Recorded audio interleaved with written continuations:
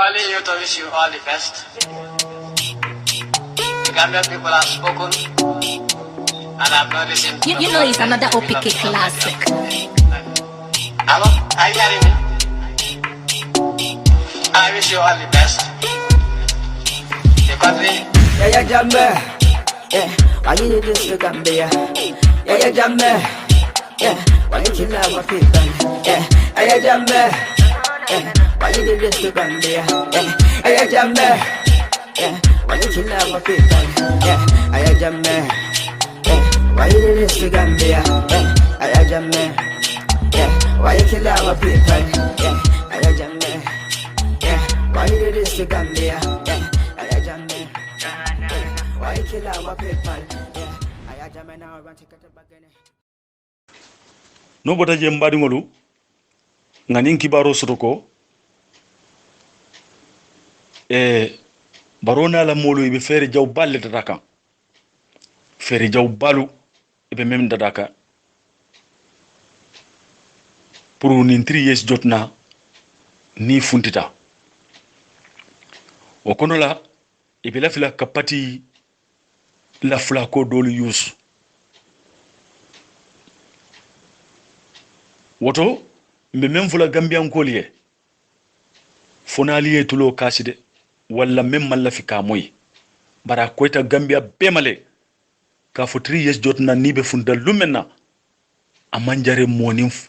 pati flakiye funti o fotale kafo nali pati yo pati flakjo momona ale alon kafo baro youth movement mollem ila ftaw pati le toti nyala ali solo nje mbadi gambia ngolu ni menga operation 3 years jon dio soto ni operation 3 years jotna be funtila ino ye funti operation 3 years jotna la flako ni menga soto ni operation 3 years jotna be funtila ino ye funti gambia flako beje alota annole funti ni mo soto ta bay koyo fara ya siti kungola ni man bay koyo soto kayti koyo kunto ta suntu kungoto ya mute bulokono bari momo ye pati la kolo dundi idunta operation 3 years jotna kono mbalo na itel mo fitna moti ni fotale a seniata gambia bema andum ibole ko baro nala molu bo oplano kan kabri sai woto alisini audiol janjandi mo beni audiol moy operation 3 years flaco adondio anafo gambia flaco adondio anafo bay koyo ya siti tiko wala ya siti bulokono ni mo soto kayti kunto tombon banko kana yo mute bulokono nin kumo seniatale mo bema otumbali konto nambali jaila albadi male mo alteri kanunte Ousmane Diallo Mozambique Mamadou Bojanga Aliou Diallo memuta katabula mail tu o fama wole be kuma kanten. Assalamu alaikum wa rahmatullahi wa barakatuh. Aliou betala idan kunnama wato menna kabri bikam majlis kotu ye Aliou alaw kafa ite danku abetala nala kaytol tata ako katela hajito kaytol la ko ya jamme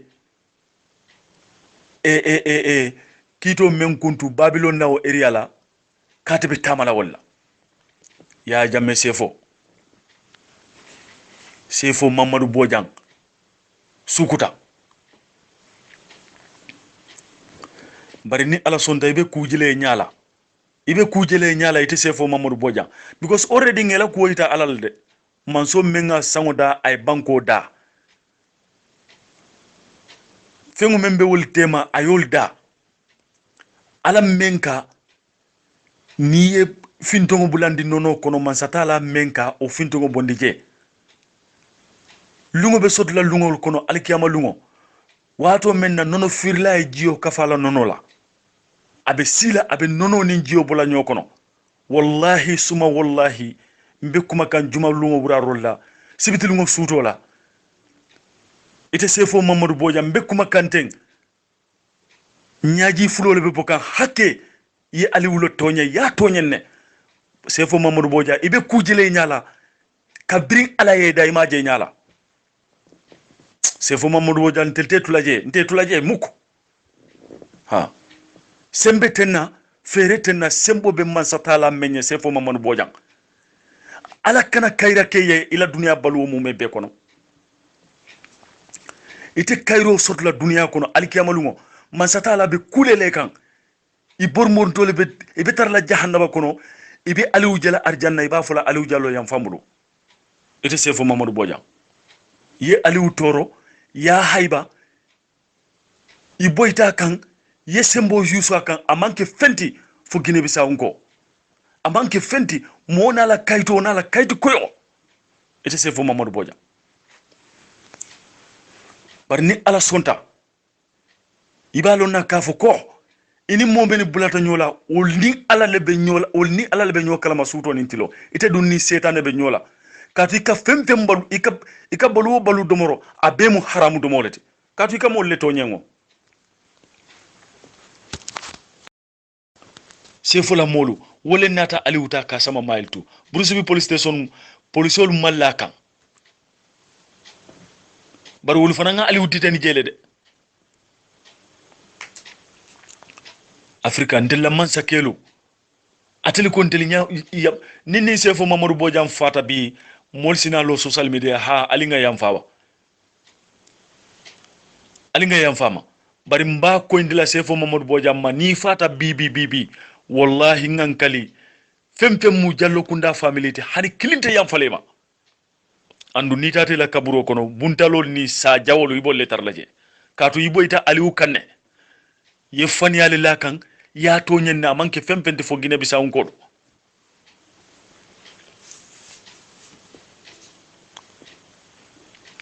ateli menkan nkili duma alka mesenjo kinye mansula la mesenjila bi mansula la kirilla ni lefta tonya mole muyti na formo to yaita ndi sefo mamadou bojanna ay menke ama ben wole nyanta kake aliou jallo hayna mailtu musu sabale babulo anadimolo sefo mamadou bojam mboyta kan ka soron kabirin kito botala brikama majlis koto jannin aliou yete danko ala kiliri folo sefo mamadou bojam na kiliri folo atata le brikama majlis koto ka itandila ka fuko aliye kito menke kito felente abanta bari sefo felenta kila kinyede ko ngata de wol nata faye na ye kili ka fo eta te danko ala ba sutije nko entel wuluta luwa satele kono sate me yalon ka fa loni sa inte ma sanji keme sanji tang ani sai mansakele yalo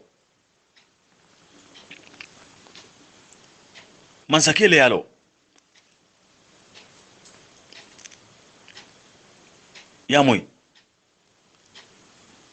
aliou mutarin kola aliou la muso ana badingulu I wulita kata kayto ita kata sefo nyininga mun dalelina ayninge Guinée Bissau bi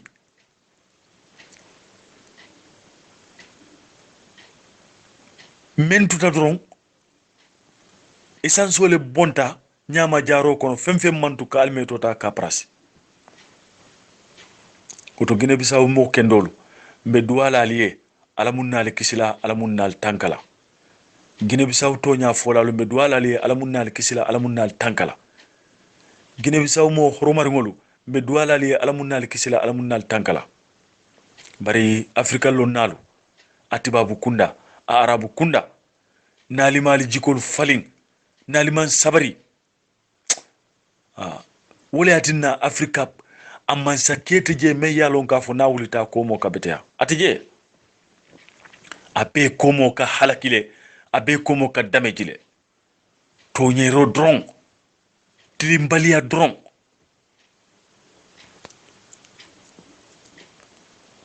para be mo jenkeringo Gambia kono bi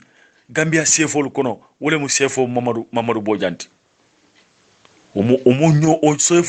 omo nyo kurung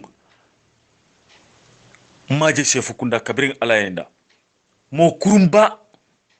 ni sefo mamadou bodian ne molu organise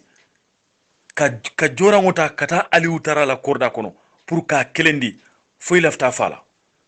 bar dinkendo halala dingo a wulita killing ye boro ko ayebe bay ni sefo mamadou bodian ne organise ka aliou diallo muta ka samba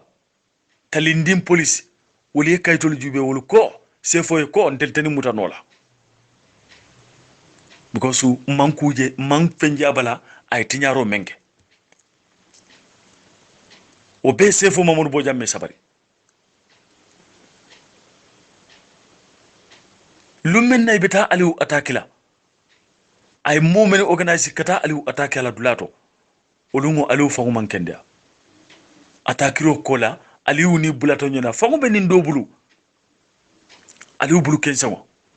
afana nga dokota ay dola fangu lipa watu mena o fangu yele mata kata fanti yo barama ye bori kata yundumu polisi nata kana aliou muta aliou be yundumu polisi le ka sefo kumandi kafo nga aliou mutale ila kibarolu mbebe kafuka nyoma kilinkili ndema metu jede ni ala sonda metu je mbe janjannale komi gambia be yelo yimu mo sifa mente ite sefo mamadou bodian ka aliou diteni je inata aliou ta ka samba brusubi police station men nata ki kaw kote mbadi ngolu sefo la molle nata aliou ta ka samba mail to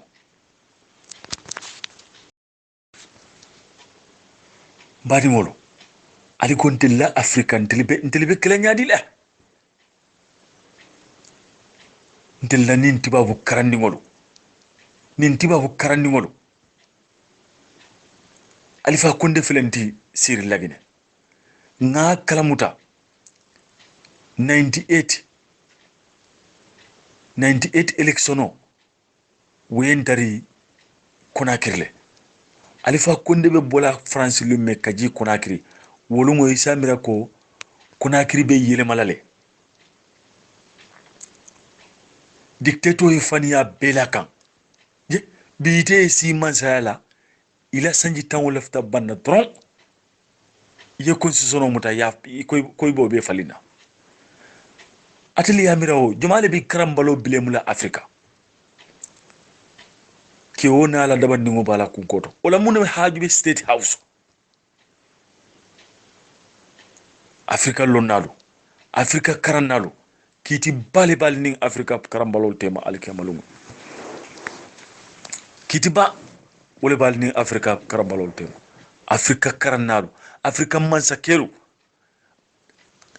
anari mansila alanya wallahi alkiyamalungo alla kisobe kula alale gine bisaw felenti bi ke mantar tenkundi president felenti sa united nation ye dandar la badiala eu yala dandar la lo samba AU African Union yala danarla samba ECOWAS o president ndum frambe nyamen bibi ECOWAS sojarol le ka akanta ite le ka Quebec ECOWAS la commanda membe je ay dandarla lo diala kendeke sai president unata muneke Guinée Bissau la Security Council ko lekili pour nin kama ate moment tombo yol kanta pour olbe la place sot la nyame ministre meni beje ani prime minister wol ko ite bolela official kono bari ngolo sa Guinée Bissau sefolu altata Cairo le ke Gambia ko rofela fotal ko ma Guinée Bissau o tal fere ke ali Guinée Bissau dada folo jannal beta Gambia katel beta Gambia le dala ndike malon african no ni mira wato dolo ngonte fango ka jakali yale wato do nte malo muninti de afrika lonnalo afrika karannalo kabirati babu kunda fa arabu kunda abe jahilo keme nsa fono tandoro ne beti ataje oto be jahili abe alanya silam bali ndike ka jakali yale de afrika nte malu fo afrika mansa kelu ni afrika karannalu bika mira ba ka fo lundo be sila mbebe benale same bira kono ika kitolu be bondi nyokono ya auzu billahi minas shaitanir rajim bismillahir rahmanir rahim assalatu wassalamu ala rasulillahi sallallahu alaihi wasallam assalamu alaikum badi gambian kolo UDP manager kende fala formo molo balbe kontonna tibab karo tili worowlo november mbadi ngolo hadama dingo nsike safar lati walayatina ninte ka moy gambi e ninte ka moy afrika nka moy molla kafo ko karambaliyale afrika murundi koma o nyonkuma soto balo a nyonkuma mirantaya itajela afrika kabrim bismillah fo suratu karannal dron be afrika tinyala na lonnal dron kabirin tibabu lonnal ba fukata bula kabirin nasar lonnal ba fukata bula arabu lonnal laba ñini dron be afrika kambula ñoko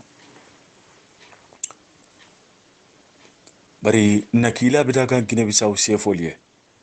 ngali wulitare anni arma baro e tapale ya city katali kata kairol dara gambia awa altata kairo dara gambia koro fila wultal ko magine bi sawde alla president felenti ila cabineto mume ni november karo tili mwani nano wote me nyanta kalaje ay gine bisa wala cabineto be muta aya be dissolve mimbe ta minister tannin ko pour nin kama ulena yate fasa fanya kan isaje asilo wote la kotenke pour asi mansa yake kota atebeje ani minister mini beje ani ala prime minister woli ko ite officio bulala ala prime minister kate officio bulala ay prime minister kuto tombo ka minister kuto tombo ni koto mali mini beje ay akayo be bondi afrika momen kalo kafo karambaliale afrika sambanyato ko karambaliale mbatande to nyata de afrika lonnalu karannalu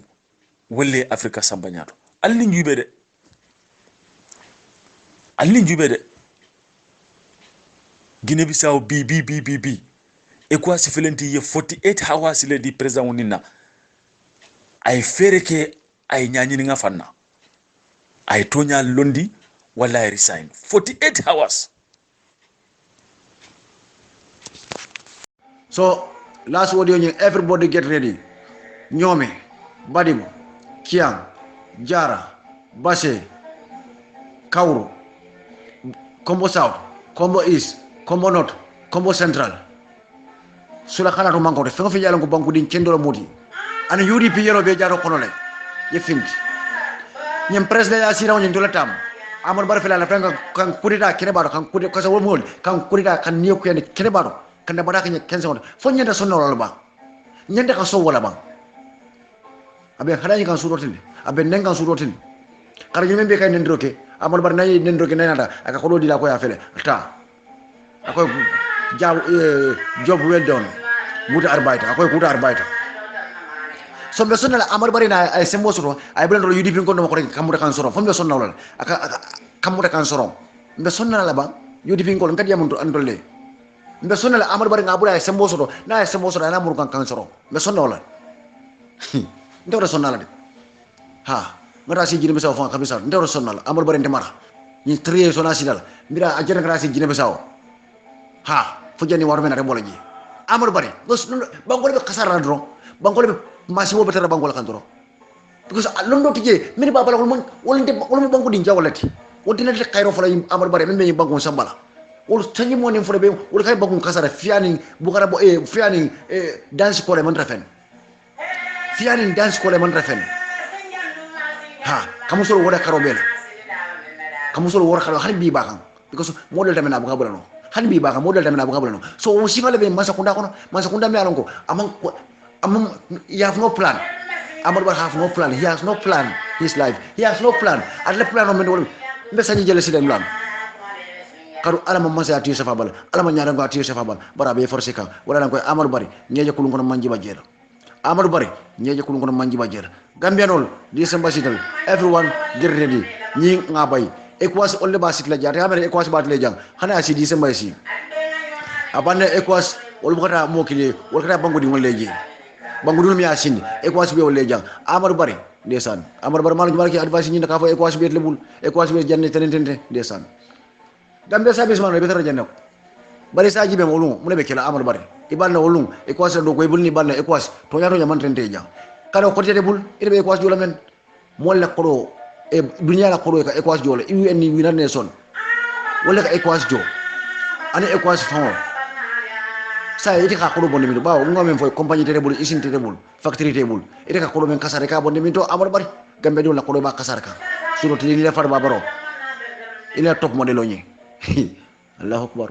Gambianol algo nga bay Gambianol time o sita Gambianol ni nga bolaje atambere na Gambianol mba fala way mba walinte wata anda so God bless Gambia God bless United Democratic Party feel group for dryer loyalty alles klar imma ciao ciao oi sam yo ndebe mem fala mbade UDP ngonde ndol bade UDP ngole we don't have to care nothing ndol nga acu so sifa bele moy nga jalay ro sifa bele moy nga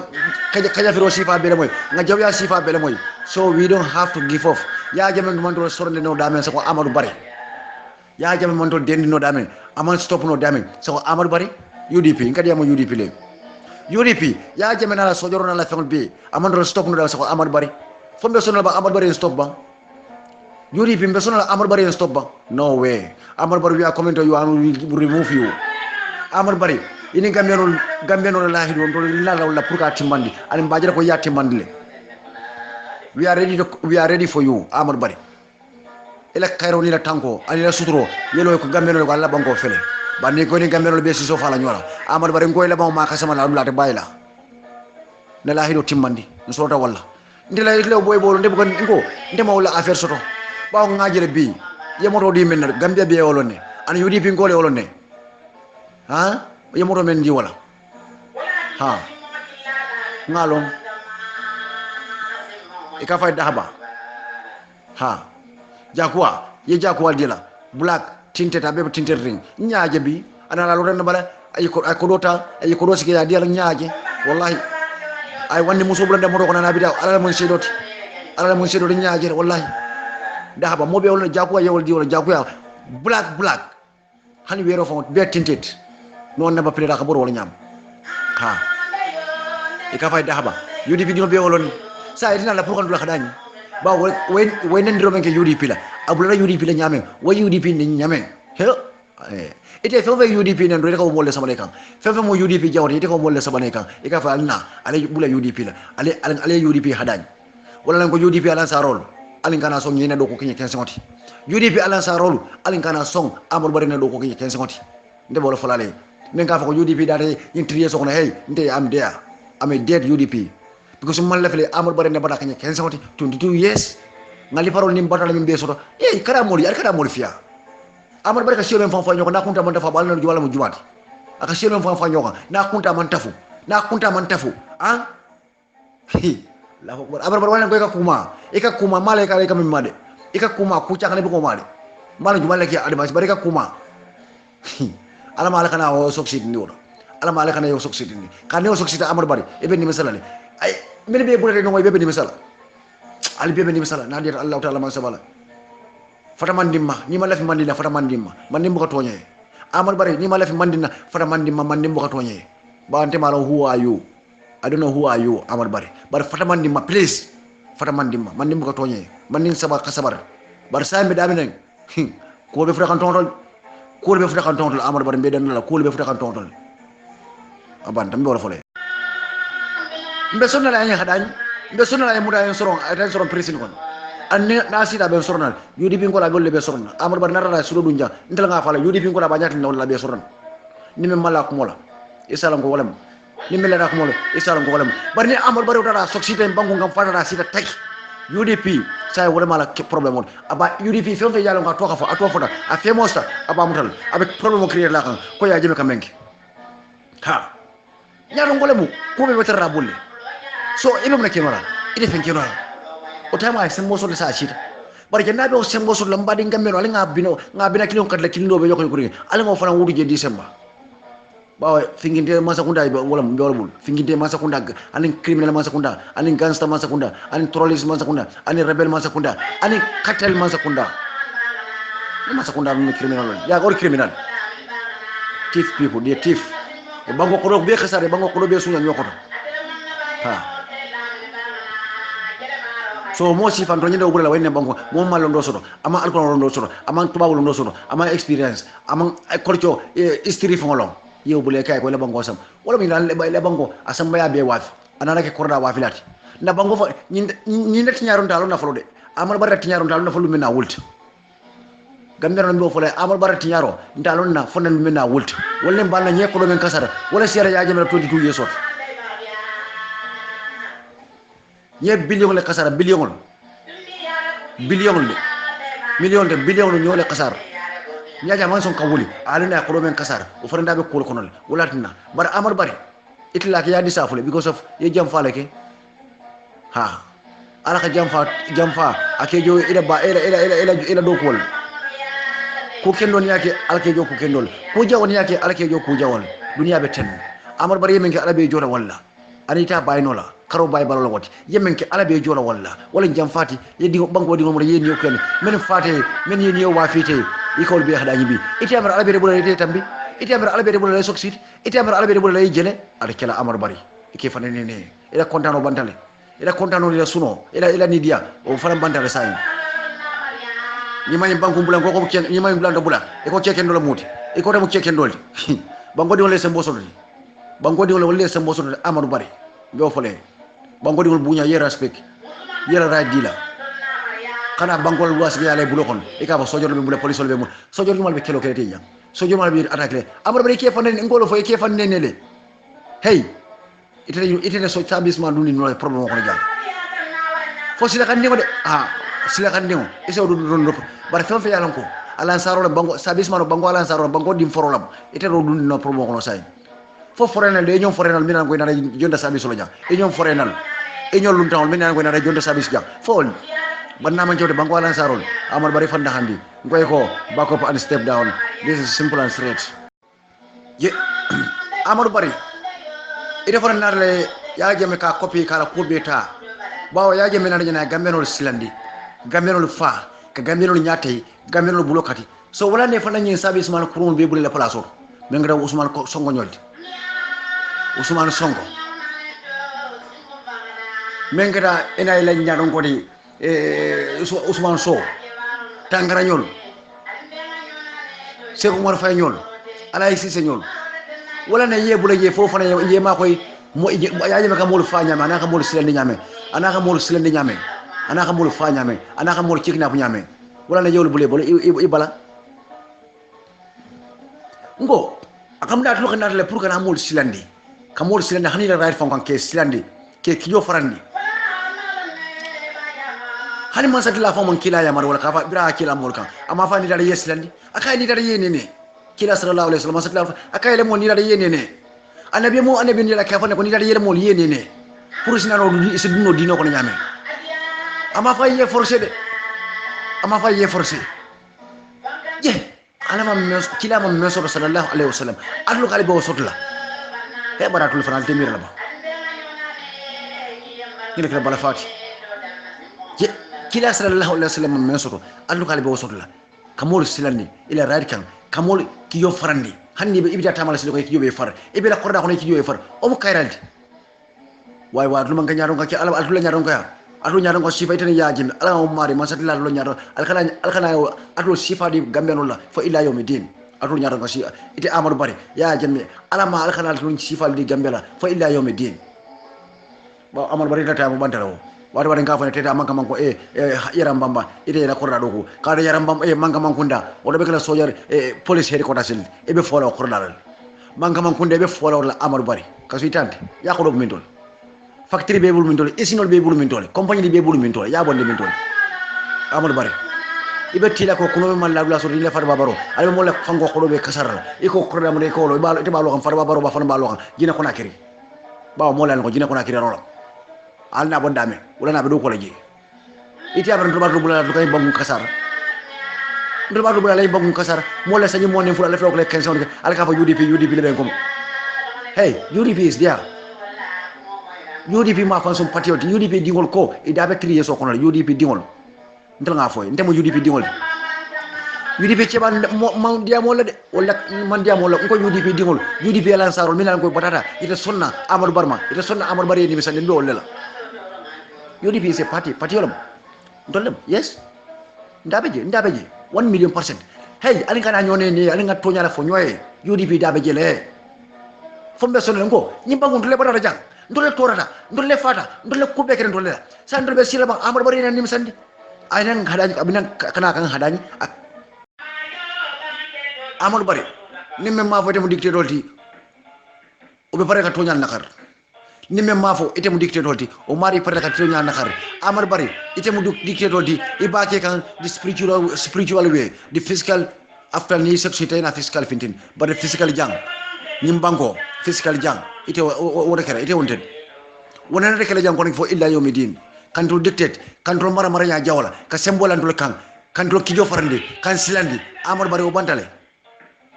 ebre o mara nya chakana onde mara nya ngiske mara lo mi alon ko kamol silandi mbadi gambe nolu gambe di lan sarolu gambe din kendolu gambe kanulalo mafo gambe din kurol de mafo silakan dingol de mafo menal ko haram do molani nduk mutal anin faniat anin tonya tano fasa lalu min ka fania fasa mol fo bar menal ko banku din kendole mudi banko halala dingol banko lan sarolu ngol le fo December sula kana to manko Amadou Bari banko samono be banko kasarala abe banko tinyal because londo table experience o table amol lem ni nara pour ka siol fay ñokam o mo sifa wala ba alefta falefta sikelo la ba men lefta sikelo ala yabula fewo ma lefta sikelo di December albe wuli fewo ma lefta siole kele banko kan December al wuli nga Amadou Bari bon niji nal ma lefta siole kele ñim banko kan al wuli December nga am ni Amadou Bari tambira ñinna siole be kele ja sikelo be dunay banko kan Amadou Bari na tambira ñin December la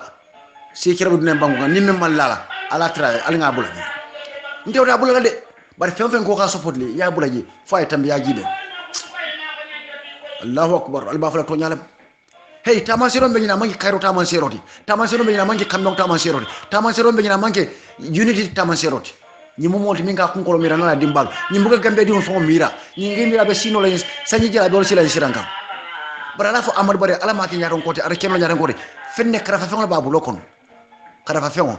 ye fen karafa ma ani nyaron ko man killing Amadou Bari banku kan lani man sama killing Amadou Bari ibe sonna wala liman ya wala Gambian no malla fila 97% they say no to you only 3% men ye left la Amadou Bari ibe ko mola ye mol faham mol kamem foye Amadou Bari men be noma e malla fila khairola ngay foye ne wati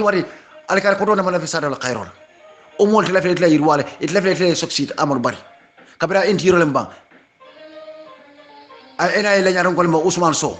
defense minister mbang finance minister mbang inti foreign minister mbang Amadou Bari ñun la flet la e succeed manam fo alon Amadou Bari yedundi dingo men kono ite fam boni no la je ni yaje boreje cheno ngol bule bulu dan ko acha makati ate bayda de ni man jifof iman sila iman jifof iman sorenda iman jifof Amadou Bari gambe no de jifof la because ngal ne ko gina la pour kay bangun kasara so mbore men ko def mburne ye murde wala kono mbore dictateur maro men ko ye murde dictateur maro kono ite mo dictateur mbade Gambia non menga silandi ka faale ko equasi be nyene equasi be lolo Amadou Bari koma Amadou Bari mo dara josoto amo londo soto amo education soto amo experience soto fo equasi bare bakere dallo men malam fo malam jumalle ko fo alié malam jumalle fo ko kuma ko dundi ko kon ali ko mo ko bale ko kono mfa handi o fo moy hani men dinno mo wura sani kay ko fo equation be baro le jamba amar bare jamba fo hani amandra amar bare jamba abe gambeno le jang ngo ni equation be kata president wala le equation kata banko nyaaro ngol kala école le makoy den yaaji mete wala jang nada equation kata banko nyaaro ngol le makoy dictateur makoy den yaaji mete wala jang equation nada pour ka yaaji me ka mura jang ka city fond ka mura wala ka fa equation nada wala ka yaaji me ka fa la mo ka city wala si jang yaaji me la ko le si jang bare banko muna birina lay banko di nyumale muna na banko di ngol fa yaaji me makoy muna na birina ta e man banko di ngol fa yaaji me makoy ko yaaji me fin la jang muna na moki ali fanan al expira al yalam bireno fay wok bireno ko ni bireno la lesi da tron problème wala bireno ma ñal lesi la bireno ñanda smart la wala bireno ñanda do ko la kala every day and night ni moy ko mo fo yemira ni ko moy mu ne min ale mu na ñi keda fa ñi ci keno la ba fa inde keno la bara xale ko mo fa to ñalam xana ko mo ay to ñalam hey ala fa amal bare ko e ko asla fa ba sit la ka bo ne ustada ha sokon amal bare ndeko e ko asla wala be sit la bo je nde ECOWAS nga mo so jemi ko naka diam cendek ha Senegal le mo do Senegal le fam ECOWAS ndela mo la parabirso ito le atay nga mo so jemi ko han Nigeria non beje ngi nga mo lonje gane non beje nga mo lonje Amadou Bari be fan ne kanne Amadou Bari ECOWAS le be sit le ndela nga garantie fan foy ECOWAS le be sit le be bon laji Amadou Bari bu ko ECOWAS e bu ke jo e ka spen men bu ka fam fenkere e bugela bunjo bugela fejo ina la pour gambe dingli manete ila boy bol ni la gastan ni la rebelo ni la mafia ni la haram do mola ni la dukku mutalalo ila mo tardel mo bangu jawlu bangu di jawul minan ko be bala ila nafa ba yal nako be bi da kaso kono yal nako i be bi da kaso kono la ciow ko xoyte mal sembo men kana o sembo te kula patio mi alan ko ka wonu ka jalay o patio be kitin la kilenkele wala mo UDP United Democratic Movement Party United Democratic Movement Party o molu wolle be kidin la loi men le ka ngi soro ate bayil nali kawla ngun Amadou Bari wotita Amadou Bari te wokula bi ate wokula sama ali fonyo alal fan dahandi Amadou Bari de modi mi alan ko isa fo nyaatan ko le mi alan ko ala taymo jamfata taymo babulle ala taymo ban tale December bandere Amadou Bari ako ciwle mo da kay samole fa kay jatole fa mur babul Amadou Bari bare woni Amadou Bari men dundal arnda ko mamiro kilinde ngamire fulande moño wala wote men dundal arnda ko o mo fulande moñolti bari c'est pare December kanal baye ko mo ciwle kana bayde e ko asibe men sitla e be men sitla December be sitla mbe fana jalal yo ni o bodo jembari ngambia non say Amadou Bari dem ni wala kana ñola say Amadou Bari bawo gambela en problème woni même ba kono tan ndiamol min yaaje ndiamol be siari kulbe siari bi atlem problème mot Gambia la problème mo atlem banko la problème mo atati atela feka banko dunde problème ko no bari mba fa Amadou Bari jëm banko te dunde la problème ko no Amadou Bari be fa dunde problème ko no e be fa la sorona e be fa la doyanda e be fa la judle fa la e be fa jud mo judde fa la ni me ceku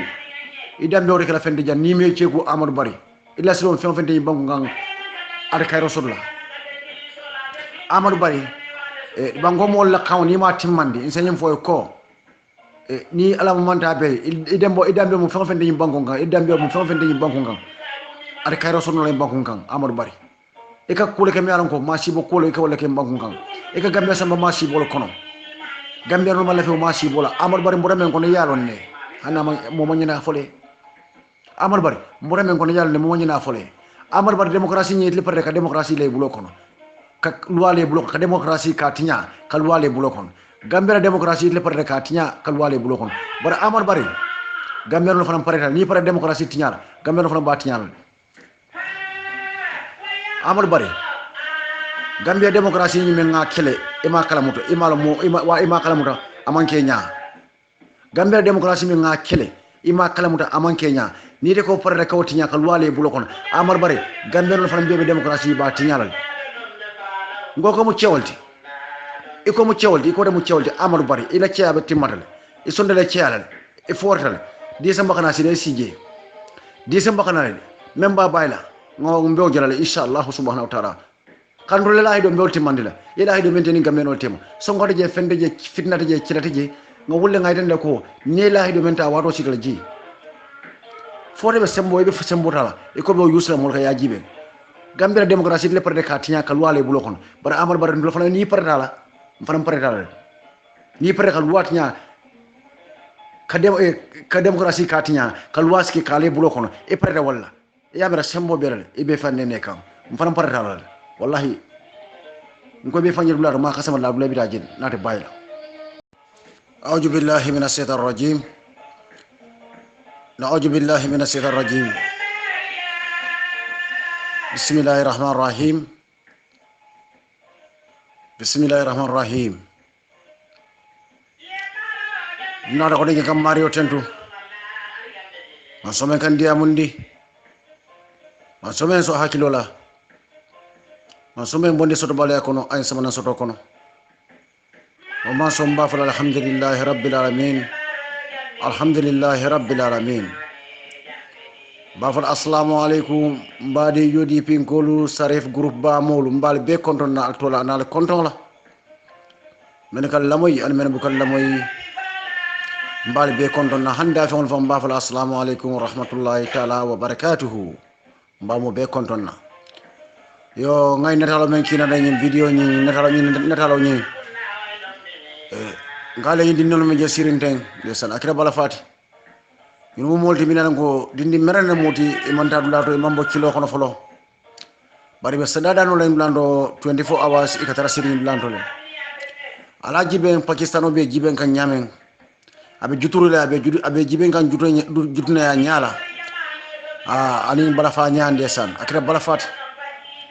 gambia nyindi nyol mi alan ko nyindi nyol be kendar nyindi nyol nyene kala sama il fal nyinde be do arante nyamen bari ñu nada kana kada sadada ni banko kan ken def kolea ani masi bo men banko kan ani banko be tinyari nyame banko man kontro fe mantra kering banko kan akere balafati alaji be ngandi no fonje yibe be sirin sungu no be sirin duma ni sungu no be sirin duma nganje kenya sifala bi akere balafati amon jare ngofo adango be do ara hani sanjita ne fulo famasi bar ngaje kenya sifala bi ba salada no bar ngaje kenya sifala bi akere balafati gambia al ngawuli nganda banko ta amad barebul Gambia ali nga wuli nga na banko ta bang amar barabul na banko kata masi bol kono me warata Gambia ali wuli akira bala fada ali ni newul je ni sabol min besirinte ala jiben pakistano nyin ke jiben nyame na fa be sira ala so fanjir bundal da Allahu akbar la ilaha illallah Gambia kata min do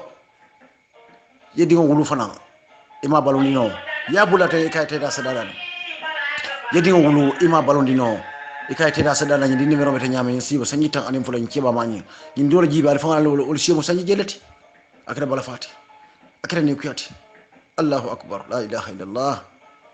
almalen tan kan koleara almalen tan kan foara sifala yedi wulu men beten e kabula kata sadada ni almalen tan kan foara sifala almalen tan kan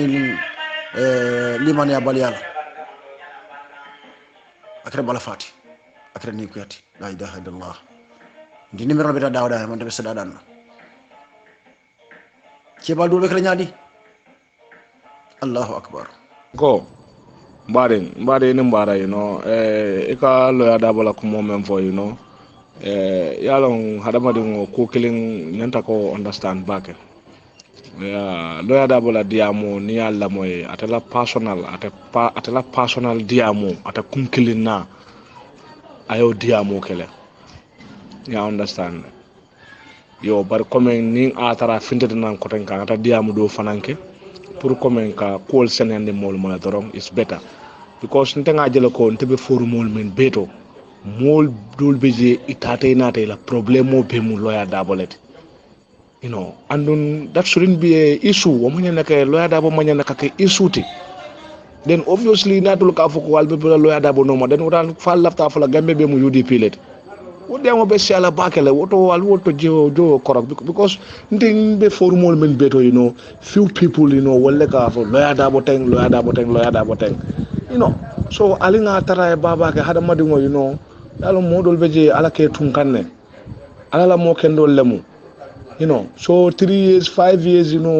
naje modol fanam ba start la comme ka cool analyze molier pour man sa koten kana na si banku kanjang ka kumofo in the next minute he don't do it yo ole kumara boy al nga bankolo nyaro tanala fonko vale bolo ya dabo doron fo la dabo ma la problème mod modol be je nim fano kata kabirin so man da fa tule boy ni wal man lo ada bo kumo fo boy wala it's problem huh. So one person shouldn't be a solution, or one person shouldn't be a problem to thousands of people.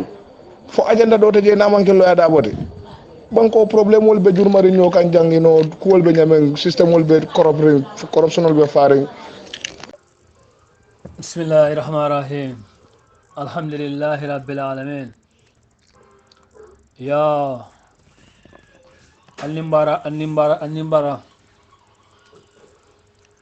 Demokrasi wani Gambia Al-Niwura Naka fobe konto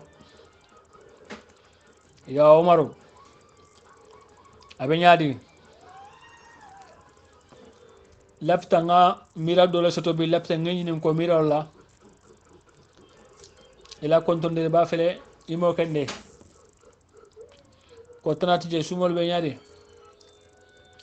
ali mayin ko be nyaadi ngo to nya dukare jangan ndi stop le tron kam mira la nkorta dango soto la miro nyina loya Hussein Dabo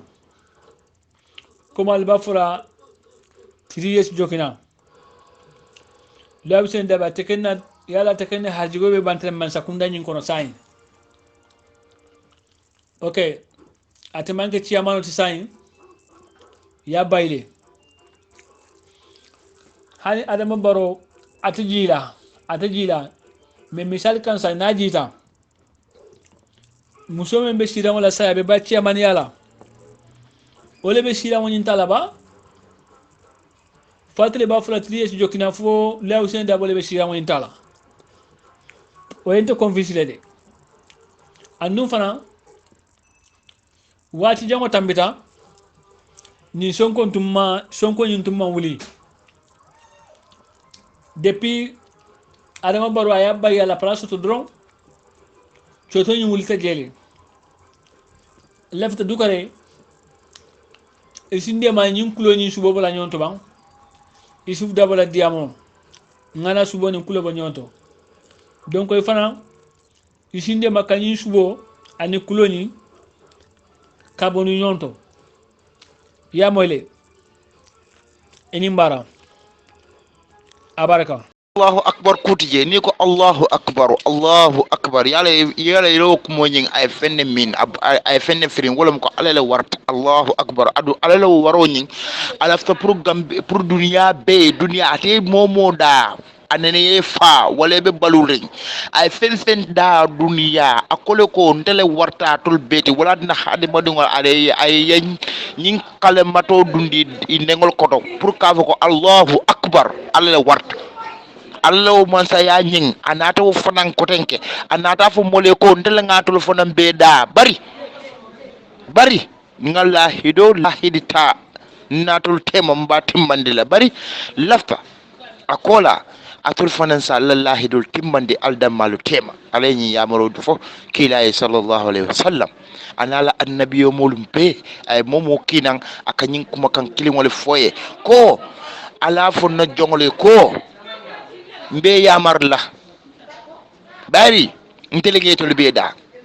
asidia ala man satalla len to beda asidia aya kay nyawonya ngo ay fuaro natle ay fankamal nati ay bakitol nati ay mo sing betemal nati ay moluke itimata ay doluke inasita ay mol fatandi atele wo be no ase molbe nasindino ase molbe fanan timmandino ase mobe dundino jahannabo kono ase mobe dundino arjano kono man sa talla lafta ñi lafta ase ñi bekeno kum fa yakuno lom ako fen minne ko abe kelala wo be kelale mo bu ko fenno je bari ko kuma ko ñin la moyde ako lahido ako nga timmandi kewo iko Allahu akbar iko alala warta bari kana da woda matude afuko bo lahido akoloko nga lahido timmande ay kila yamar nyinna kila na tontol yamar nyinna ko alala ya fay ko pour nga lahido timmandi ndamal tema e kana lahido ta fe mi yalon ko ita timmandi la e kana ke sama alabe kiti la nyinele nko sheko Muhammad bare abijo ko ye muhammad ha ya muhammad laki je muhammadu muhammad yetola kilalla de sallallahu alaihi wasallam yetola walla muhammad afo adama baroy ko lahido e timma sanji sabo lahido e timma anin banku dingol leya fo anin kuwale sono mol leya fo ay lahido timmandi biring ay ni lahido tako ni ay mansa ya soto abe loya da bubundi la prisino kono woto kola ayenta ka lahido timmandile anin gambe dingole min fo atele ya fo adala constitution be larne adon atay constitution la mandate lonne bara ayo violate le amalla fi wo constitution ni na birabe sikan bari ka vole ko miya safe to malla malla fi wala fenna yo wala fo gambe dingole abe lorin abe koyrin gambe dingol ma e lokkumol je min fo bari loya da lu UDP wala kele UDP wala kele fo bi mansa ya dunte bulo kono because of be coalition kono woto mansa ya dunte bele bulo kono PDOS ye ñine kele Hamad Bala NRP ye ñine kele GMC ye ñine kele pati be banko kan pati woro wulo fo pati seo bare akolalon pati seo njango ñin nata bare pati woro wulo be ñine kele iko ya jembata mantata kan silala abuko fen fo mi yalon ko aka tama kan ye ñine fo mole nko bari nko niko ya jamu fir'aunel bare bi fir'auna nata fisiya iblisati ntele ngaf fir'aun wonata fisiya iblisati ha bari natara adama boro mala kumo nyin lahido nyin ama timmande mba kumande la iblis bari nene ya jambe kumande adu nyin loya da bole ya kumande fir'aun akale fir'aun bara ko Musa ako ayo misali ning adama barol ako fir'aun ayo misali ning yaya jambel bari ko ni lahido man timma mfadam bafulelo ko aseke nga sotole nga sifa soto iblis sifa soto na bankoka ali nga sonyin seko nko nin ko be do ko nomala nin ko be kisikiro kela mo jamaatu tulade ali nganke ko assalamu alaikum wa rahmatullahi ta'ala barakatuhu demba karati wan gambia mbal be konton na mel kumata ani mel bina kumala alla kumol is very important ha alla kumol ken ibe importanta de dal del mam politico no mamba mam politico kon la bari ndala nyala jero fede president Adam Barrow do kulalam abakata kan bake abakata kan de abakata kan ne kuna mosi duwaye nya totala o ndekende mbatle koma bi mba koma sinin kadum bi ala yatel tambindi gambian kol nyato kake gambela president woto kuna ndekende mba koma bi mba koma sinin fojani alaba bon laje lu menna so Adam Barrow ndeken ndela man salam dal ndela man salam parce que mo ken kay ni sita man sa siran ken kay iwa do ko la ken kay adam moldi sanji sawa sita ay buje akana buje ndel gambe ko lafta munela do ko Mr. Baroba do ko la ken kay awa ndeken kay mbako masinin ngal be konton ni nun tamay gas la fana safo si hako bandi dal mon politico understand wo ala baraka assalamu alaikum ikaita pamole fofo majalis kafu fulale ikaita pamole fofo majalis nka majalis la fo ite mawda majalis ko ite sen ka tande ko mbedla kili tandile in 1984 yes hata boja mutajan woto islamic kafol bija nte am co-founder of Tadamun bi su fenke Lamin Touré mo minda president oti at the same time Supreme Islamic Council president bi de hata buta ya samba mile 2 ntel mo sabale kata a visit maytu karamala hatam ne man karan hatam ne man karan ni karo ta sa karan ni hatam ne man karan ko ne dine hatam ka fu ñoma hatam ne man karan saying Mr. Jabi ako mon ko Islam is about peace mo be wala na hadid nimber mo yen ka ba Islam is about peace say mun ketan wo ketan munati na atol mo wo bula ko aliena aliya kambe aliya mu fo hayalo is Supreme Islamic Council ke klopole this is why club nya de mo juma la club all boys club young boys club o mo ne friend club ya ke friend club le min si mi o ita dina wala birin ba kausi ala candidacy post ja ya understand yare telier banko ni mo be Supreme Islamic Council describe la nyanta describe la as an institute banko nyika not organization because of organization Islamic organization no bebe banko kan ibe Supreme Islamic Council le ko wota ni wonyanta kila institutional koma de kan ko jante ngele ko ne so kala ma ko ma so kunda ma ko Bisontale ko Allah kafo is under the Supreme Islamic Council. But ngole fo iten ko organization How comes now are you invaded Supreme Islamic Council aliye wol jenkindi karala so atol saying atol lebe sort of like a fraction a splinter group of the Supreme Islamic Council. How comes near time didn't start explain why thank you very much birin data rawdatul majalis lota Supreme Islamic Council la member dole accuse ako alfa mamma be je dindi wol le mum ba data wodi kirato ke ba minimali ay ko ba kamol fo mi yaron ko edimenta ba jumale ko ama jare nga to fo jam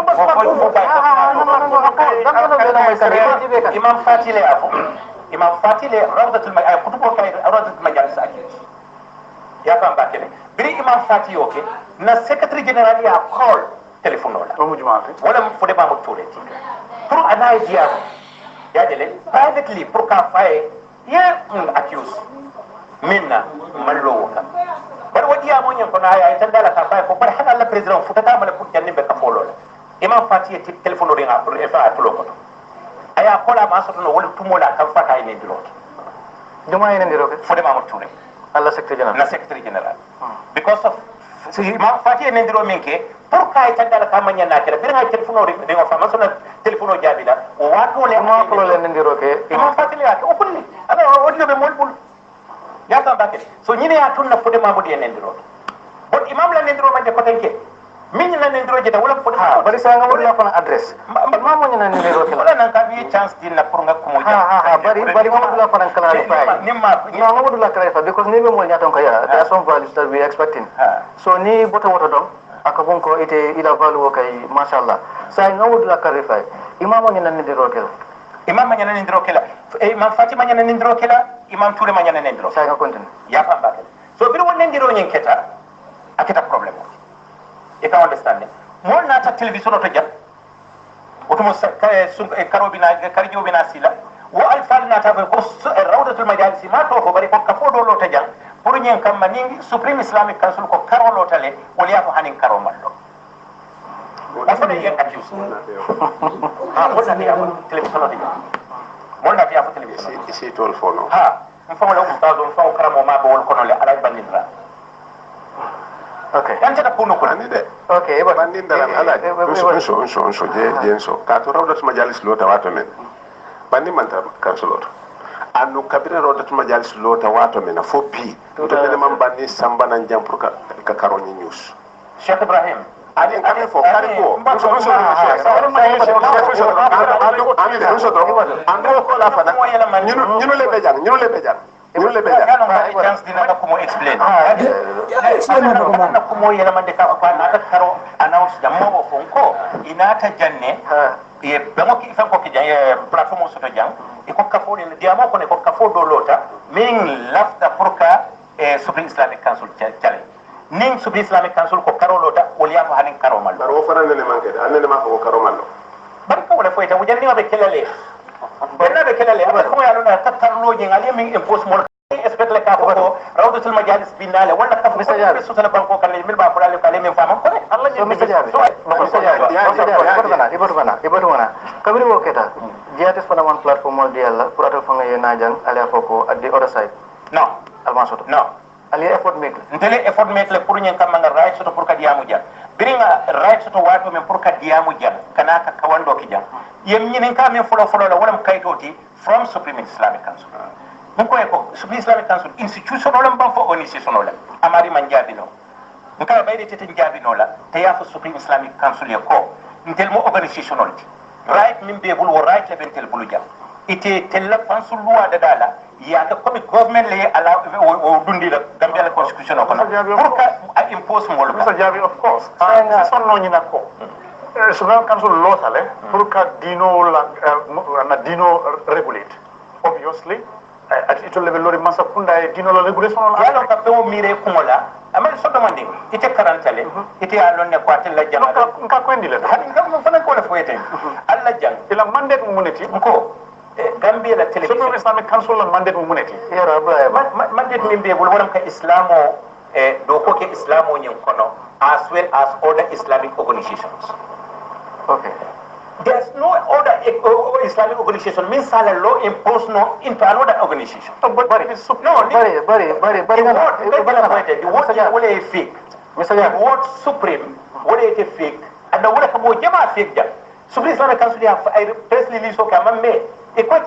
independent body net, non-governmental organization. Indeed. Proud to my is the same thing.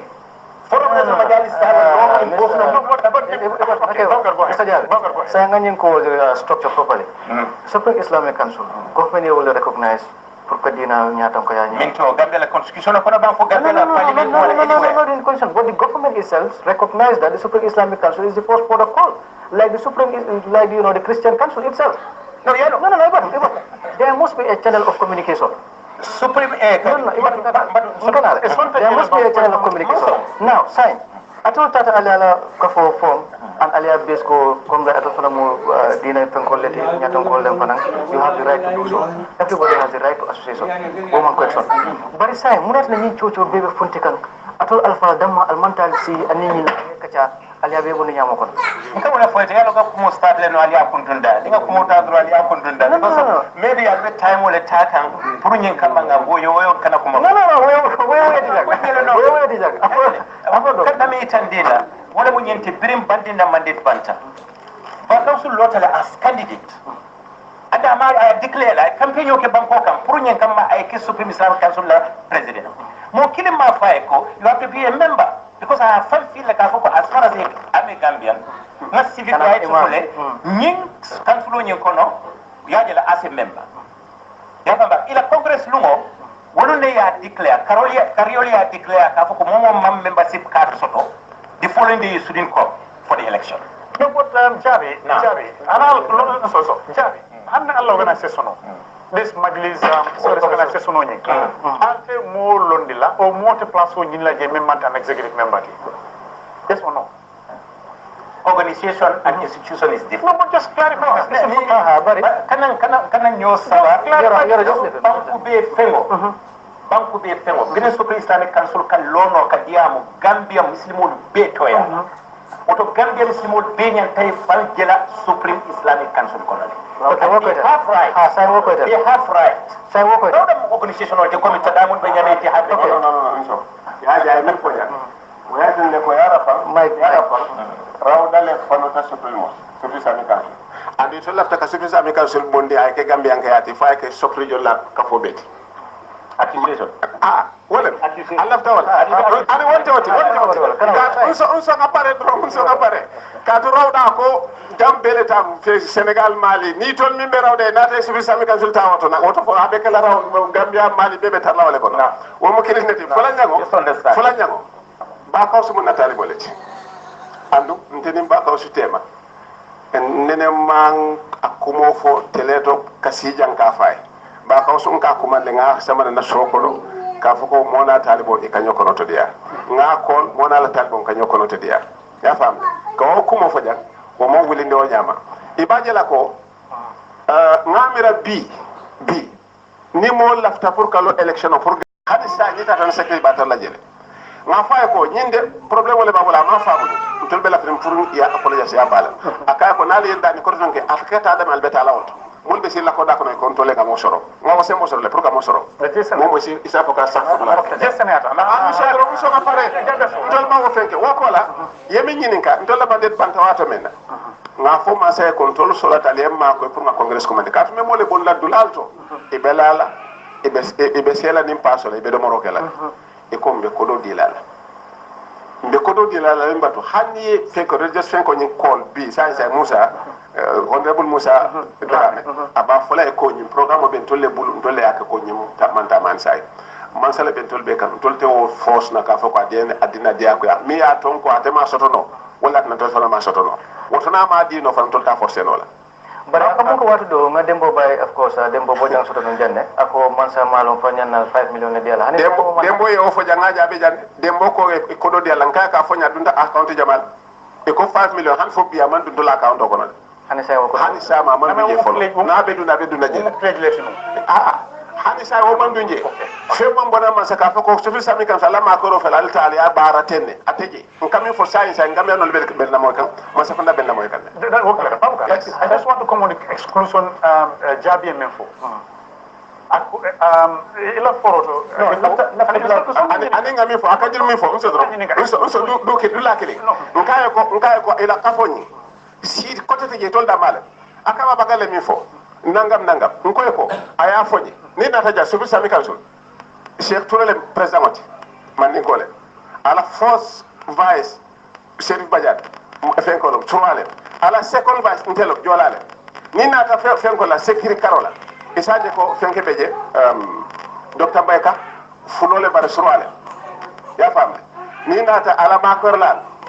ala fen ko fenke mohammed fenke mohammed silla jakan ko le jako ko fo man ni ko le ka e la contrôle be man ka contrôle avant que bandi fen ko ko be jola ni ko buluf ni fen kala abe man ninka ka ti be ka ko kelim fula saba ni atra ko contrôle be jate fen kala wo ko la fana ni nata musol be jere mi yalon ko ajamay sabe jena badiba wol be jele ya moy from different types femo bele beje ni nata la executive committee isaje ko madi sar nyol fem kam wol be femo bele beje akami fo fenke kawsu kabiringe mitino ke birkama nte famo tulole ya moy birkama alma mo touré akafo ko bar say be nyin kafo da be nyame mad alnyanta fere kala ka modol dundi jere fm bile o kumo nyu fenke news atele o foy ba nunto la jaka gol da malem wala tarta jela di mandikol ate keno la wanyama o ko la ndiro lena ni aje kon tol gande ninte diya ko ta jolal ba fala ko e ka jolale fasa ni Chérif Diabate sura ba fala ko ka karle fasa fulo fana ba o tumo gambe ate sino la le gabban ko mi yalla ko ba si jamale beje ngata ka ka tankilinti minu be dunje isala ko lem ko moti exclusion ni aka men no exclusion ni so do gondin do regarding this exclusion Baba Dramé audit wolem no Supreme Islamic Council I think he's still an executive member ala place saying like exclusion of fonye adol rawadarul majlis ya exclude no nyaadi le if Baba is an executive member of the Supreme Islamic Council. Thank you very much. Yalo kadame for a budget like clean clarify la folo jani beduna nyim fen ko kon. Yala ka ko Baba Dramé simfula abe Supreme Islamic Council abe Rawdatul Majalis. Mais Imam Touré bola nyam. Imam Touré lam tadamul la president at the same time atelam Supreme Islamic Council la president no. Ya fam bakede. So ni iba fola ko banko kan association ol membije organisation ol membije ni koy bo wolu tala iba ning banko bela kafubanyi kompeala you are mistaken womo kelenti frenjamo cheikho ay mi tanda fanketa bakela mo nyin ala for la responsibility ya bambake ni pastor kilim mutanye banko kanja Christian Council be wulale the reason why your pastor ni muta because ida ibola kamaji Supreme Islamic Council lam Gambia bela kafubala ko umbrella ya almamo mutate malo ya almamo mutadizino min sukri telefon announcement la pour salo yake wa salo nya wa almamo mo salo ke yo muta baraje sanande ani apporter responsibility ni Supreme Islamic Council la president to woldumo Omari bedami Omari ya samba dami bete samba la jira wolu ya won wala Allah hamen dawo no kata barasai yalo beden ko fo anin individual ya nyini ka regulation ka nyame jandi kata campagne la mo bu ka finno eta campagne la ni pata ko ay sinata pour ka register e bakala ate kenla wotel wati comme to rawda ya kanyame ma itate ko president kutole be mule ya ta gambia be o itande mola e ko sa tele nyanta sila ka to president kutole be tol buru wala turati be kamba ka usi bita hadi de be ke itele ba ka usu kuma fo itele fo e baade la ko nyimbe mo rawda ko deti ba ka usu atela kumo man tol sabaranya rawda ni fen ko le en samana jang sufri sami kansul ateni aje ko ako fenke kirel le ya fo ba ka usu ko iteman carte soto fotol kabila de campagne ke imo idea soto numba ko ba ka usu mi ya bali wala tol fana soto bi itol date campagne ke la président kuto londi e ko wala président wati say fo aga nata ka febolu news so be sami consulto yala ya je ngami foko aya fulo mi entol muta wala na momo sabakot kato alako alay mi foke fasbir kama sabar ulul azmi fasbir ala ma yaqulun ni aya fulo wala nan tol date ye pour ka ko karde ma sambalakot ni wonte so be sami consul min be je bi mi yala ko na ko ma say ko nyene be keri ma say annonce wolem toureti wotena lay o toñinta ka o use ka fengol news banko kono nak o mo fen ko le mi yalo ko kamole filinde amanya sain biri nyimbe keta biri nyune nyi nyato ko tombo iko wolem sain banko la nyato ko ti dinola karota the couple me alonko or ministry me alonko will be responsible in religious affairs la and all Supreme Islamic Council ngal ko you felt offended ali alfuta fe malema okay tas ya je kabra yo fo ndata fo nasita ma fa ko min kata madu juma pres fn ko ministre bi ala ko honorable Musa Darabi okay ndata nga fay nka ko nyulude min beje tol nga minje whatsapp to adi kankularo mi kakeje president ko tole be bul ako hanade le taro min safel tole e ko yemo le nominate nka ko bani be nominate to kelane nyetana la en tolla loi jibe mune beje jadi kamo nominate parce que nominate kala nak yeta ye ya banko be ko nyinem tola president to yena mo may ka fe ko nyinem wo ka fenne sabu ni aje kon tol ngande talibol le siata ni ya lon ko tolli ngi karani karamo wonto nin tol komata min be na wurula gambe jatte be kala wala nan tol ngande hani min ka keten ka fa ko moyelo mi baro ka kamo nen amanken to ladiyate andu malla fala ka to ngaje ko kila min banke ako sibabul muslim fusu ka ñom muslimo nen fasiki yalo moye saloke yeta hijola yesu ngoke yeda ko bonni abe kari ne wala tay abe burkata malla fala wala nan tol gadde o muta mam pare woyeke ha kono no mo saja bisa ngadulaji be mo yalon ko bari intel bari ko min nata la fala la lembula no ngani ba ka wala fala be kala bakal mo le ka ba ko mo ko discussion te nan discussion o jam wolem Supreme Islamic Council anem bari ni ne bala la mo lafta say mo bi fo ja ni ni ka flor ko senayande ba ko should be discussed another day you hire yes please let us make it outside no let's discuss it but let's focus on the discussion you are abula acha Shekho fela ko nyanta katanu Supreme Islamic Council ka ko mi ba ko so do ko nan tel microphone Shekho yo won foja okay go ahead mbe ko mo fola mandira Shekho kam moy ako sibabul muslim fusuq wa qitaluhu kufr ya fa bakri kila ali sallallahu alaihi wasallam aya fasal ka muslim wonen ako kafiriya e fasikiya barole ka muslim o kelendi kafiriya barole ndafana mari mu kafir bare kafiriya barole ya fa bakri Supreme Islamic Council la headquarters ya telephone radio station membi e kallole kam morol nen e ka sufiyolo nen yumate tellam keba jumale ko radio station oto e kalloje ka radio so an wala ka remote ka wandal kallo ka fuko yeta gamodula yeta dance plan night club photo is better than yeta gamodula baro mo individual does it necessarily mean that individual attacks like kebang ye mole toll for ye neng somebody want to talk about yoro ite mo sufiol no kenyi ne kala mo sufiol dem journalist foi mo ko habiya nin platform mo dem journalist ordi yo woto sayi nin te mo sufio tem mo lota radio no ako nde kam min kay ngata night club photo is better than yindo itama estimate ka fo nendiro la wono kan de baje la ka fo nendiro la kana kun de kan nendiro ke kan de la foyete ate famla ke ko so ala office telephone e radio min biji e kan nendiro ke aka moy bara mi stop okay but yala ko nam man na rawta kanyi nen karo rawda lotale fa pareta rawda mo fula tombo mi ya lon ko e mantara ko fawda sur kono ngelle ka foko isi keno rawda la nyaaton ko baba drami is among them adu srif nano haydra is among those people imam bo rawda la lo wato kala so nata ko rawda wala rawda nyello saying of course Mr. Jayo Allah tamo bantale kodi tamo bantale saying Pulia Congress law over at least over Uli Jamaletal in the hundreds, maybe around 500,000 to do your Congress. Yes. Now, what is government doing towards that? Government load la meti pour la Congress. Government load la. Jani Sheikh Ibrahim Jabi so je ba. Lafta dula kinela. Nadi dula min nyinen ka ali je ko indi follow. To min. Al kabi nyinen ka important ba ke gambe no lialo. Pare senan ya hani nkata sai la kum na senare. Lafta da mi senea. Ya no ngai tandela ko majliso le Supreme Islamic Council. Ko senata la.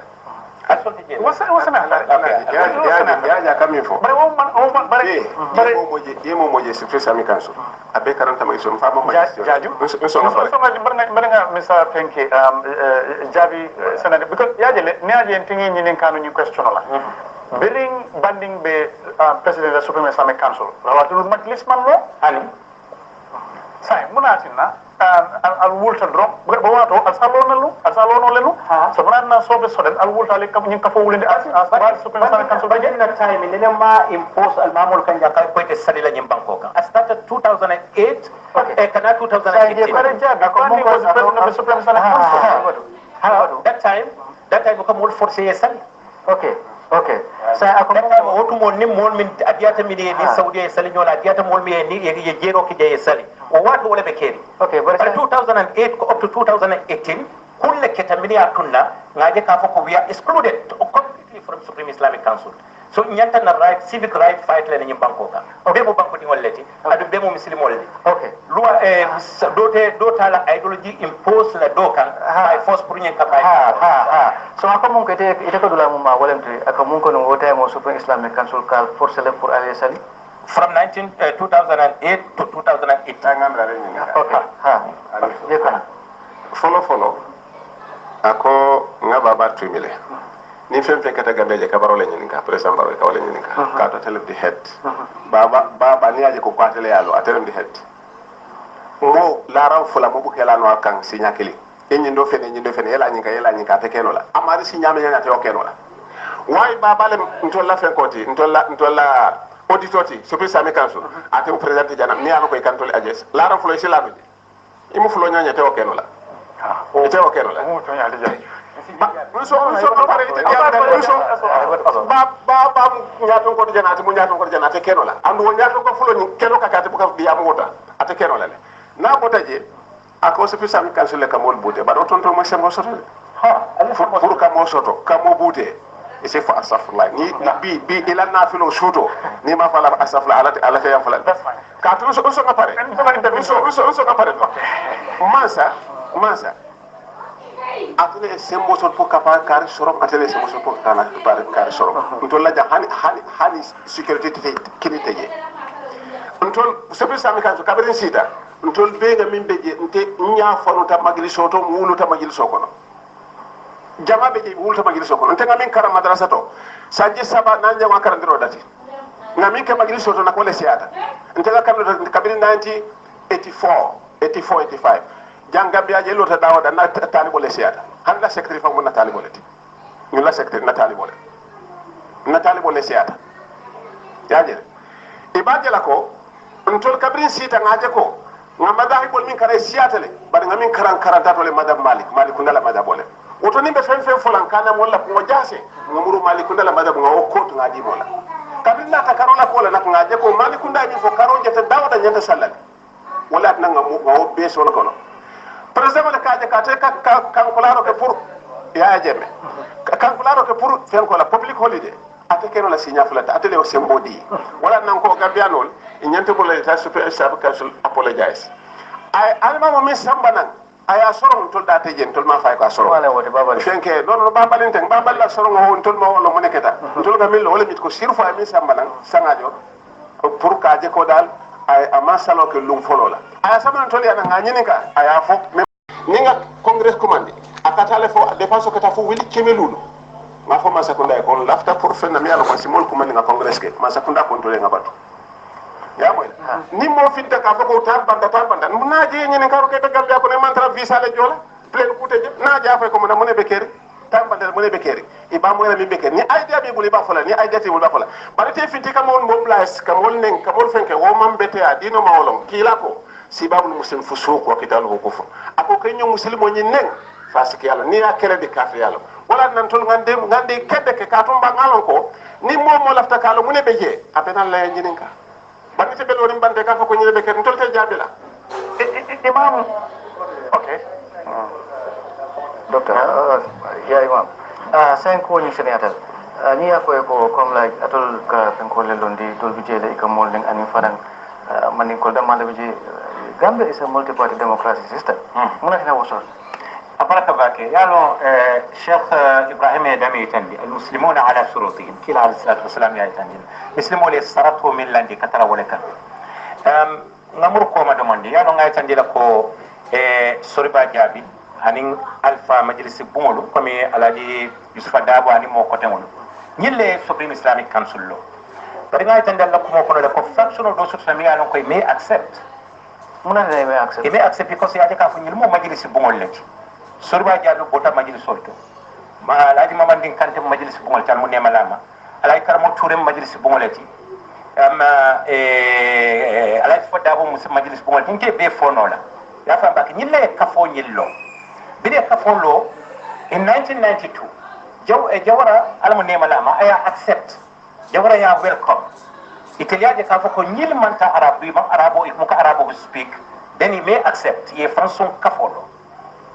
biri ye franson kafolo biri ya jamia coup d'état 1996 ya jamia try pour que be kafunyo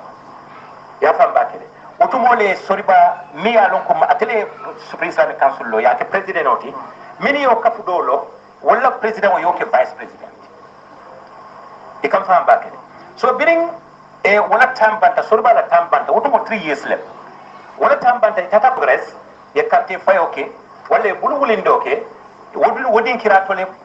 bandi drame ganyeta bere bandi winter sorba fintita bandi keta president bandi wala kewo president fokata bula 1998 bandi be president ya famba kede bandi na bo president ko mi sheko ya fanyamin nin ku keta dino kono wala ku keta banko kam muslimi ala karola nyanta kata fude maka diamu but Mr. Jabe nyim banko manke surwal tati manke ani e men nyinen ka munata na kafo be fomlo mu yalon ko try print de malibje yalon fana mu accusation on lafta min clarify la wala mo nyenti kafo nyi lonya aka supri islamic council men fote majlis bu le yallo o majlis bu la lorin kola wa wato le birin 1996 inata na wakafu do nyi mi fraction on nyi inata join majlis supri islamic council senyin kan bari kabriya jambe bijan ila fo ko tribe kili ne biji masha Allah ay o mo tumirolti ni alon ko gambia bela kan na moyte ntada banku yayo mbatu nga foy mo killing ibadi ngole wote kawsu jadu brikama atele mo nakiyama no brikama area west coast regional by one regional let woman ke at the national at the national executive committee level that's regional that's regional but the people who govern the operations of the majlis why are they only one tribe tamakan ma he wakata yalo ikada min nyinen kate what tribe mantara supri rawdatul majalis dam bari ata wala ko no baba galle jallu be na fe ko na kafonyo kono le adu trésor le mati wo baba galle jallo mo fulole okay sai ngana yoro just okay sai nyinen kajin ko mola kabri ya jabe bijan nyim problème ol bel man soto sai munati nam barol administration na nyim problème ol be ba yalla kan because ya jama bijan woto mo jamme mo dictateur timbe yallone subri islamic council milla muslimol kan jaga kal mamul buti kal mamul soronja kal mamul palestaro la jam be it be wolo ni jam fana bari wasiatal ba ko ndila jam wasiatal ko ndila jam gambe lo le bari wasiatal intervention of clementi gambe la kan ji intervention of clementi baba drame bila be Baba Dramé na la ka yo majje franco indi be be tambila bisin sono yoro may ko re may mare wa ate ko Baba Dramé ne kafo nyillo ay blind ay ka funyi ne la ko Wale Youth wish you all the best. The Gambian people have spoken, and I've not listened. You know it's another OPK classic. Hello, are you hearing me? I wish you all the best. The country. Yeah, Jambe. Yeah, why you do this to Gambia? Yeah, Jambe. Yeah, why you kill our people? Yeah, Jambe. Yeah, why you do this to Gambia? Yeah, Jambe. Yeah, why you kill our people? Yeah, Jambe. Yeah, why you do this to Gambia? Yeah, Jambe. Yeah, why you kill our people? Yeah, Jambe. Yeah, why you do this to Gambia? Yeah, Jambe. Why you kill our people? Yeah, I am now I want to cut the back.